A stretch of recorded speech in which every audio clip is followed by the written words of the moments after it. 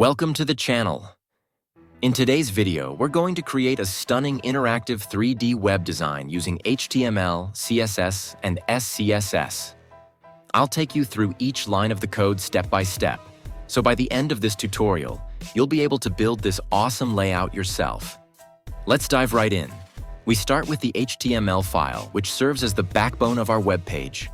The first line, doctype HTML, declares the document as HTML5, ensuring the browser understands the latest standards.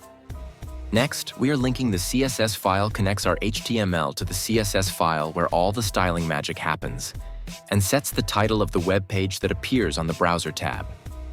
Moving to the body, we define our main interactive area with class named All.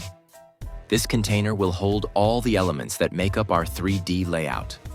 The All class will be styled to add 3D effects and animations. Inside this main container, we have 5 divs: lefter, left, center, right, and righter.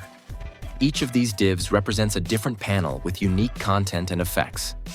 For example, holds the text hosting and is positioned with specific 3D transformations.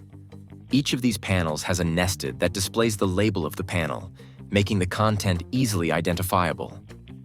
The center div contains an additional element, class explainer, and a hover me button, which provides an interactive hover message guiding the user to explore the effects. Next, we jump into the CSS file, where the real visual styling takes place. The body selector applies global styles, setting the font family to Railway, which gives the text a clean and modern look.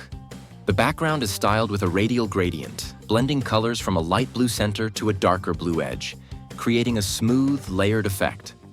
The body also uses height, 100 viewport height to ensure it covers the entire viewport, with Flexbox properties display. Flex, justify content, center, and align items. Centering the content both vertically and horizontally. The .all class is styled to create a 3D layout using perspective. 10 pixels and transform. Perspective 300 pixels rotate x 20 degrees, giving it a slight tilt. The property will change. Perspective tells the browser that this element will change, optimizing performance. On hover, the .all hover selector alters the perspective to make the 3D effect more pronounced and flattens the rotation with rotate x 0 degree. The nested .text and child divs within .all are animated to fade in with smooth transitions, creating a more engaging experience. Each panel, defined by classes like .left, .center, .right, .lefter, and .righter, has its own unique 3D positioning. For instance, lefter is styled with transform, translate x minus 60 pixels, translate z minus 50 pixels, rotate y minus 10 degree, which shifts it to the left and rotates it slightly to create depth. The background image property is used to add icons that visually represent each panel's theme, like hosting or web design. These panels also have a box shadow effect to add a glowing outline, enhancing the 3D illusion. Hovering over any of these panels triggers the hover effect, increasing the box shadow and subtly changing the background color, creating a more pronounced interaction.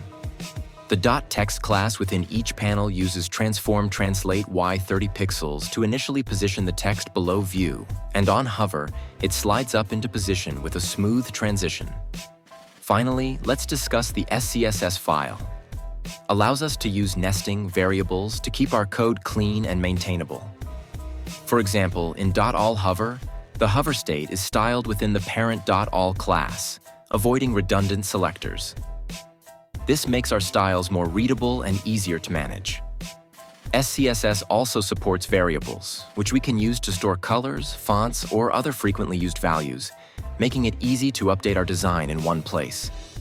Remember, SCSS needs to be compiled into standard CSS to work in the browser, using tools like Sass CLI, Webpack, or Gulp. By the end of this breakdown, you've seen how HTML provides the structure, CSS adds the visual styling, and SCSS makes the code cleaner and easier to manage. This combination creates an interactive, dynamic 3D design that's both visually appealing and engaging for users. If you enjoyed this tutorial, please like, subscribe, and comment below with any questions or suggestions for future videos. Thanks for watching, and I'll see you in the next one.